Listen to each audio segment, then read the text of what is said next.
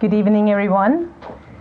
And again, welcome to the second part of our prophecy Odyssey, where you can really know the future. We're going to be talking about major empires of the world that were foretold in prophecy before they even existed. And the reason these empires are highlighted, it's because they all occupied God's people, who at that time were Israel. This region was also the crossroad between three continents. You've got Europe, Africa and Asia. So they saw this as a world empire because Babylon controlled the trade between those three continents. The zenith of Babylonian history was during the reign of someone by the name of Nebuchadnezzar II. And around 597 BC, Nebuchadnezzar made his first invasion into the land of Israel. During that time, he carried away 10,000 captives. Among those captives taken from Israel back to Babylon were 4 young men. By the way, this had been foretold by the prophet Isaiah to King Hezekiah. And the king said to them, "I've had a dream, and my spirit is anxious to know the dream.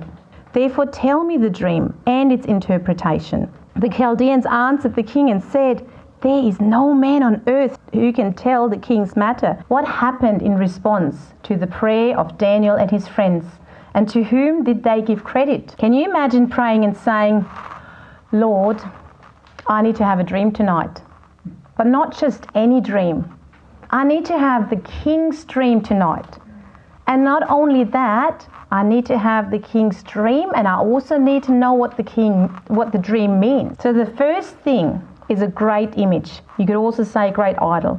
The Babylonians had no shortage of idols, and neither did the kingdoms that followed. That in the book of Daniel, the angel Gabriel later foretells the Greek empire by name. The 4th kingdom shall be as strong as iron.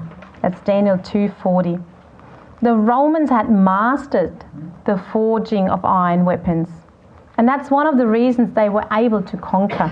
The Romans ruled with an iron fist, and they lasted longer than the Greeks. So when Christ came and the knowledge of the gospel spread, especially after Pentecost, Jews from all over the Roman Empire heard about Jesus.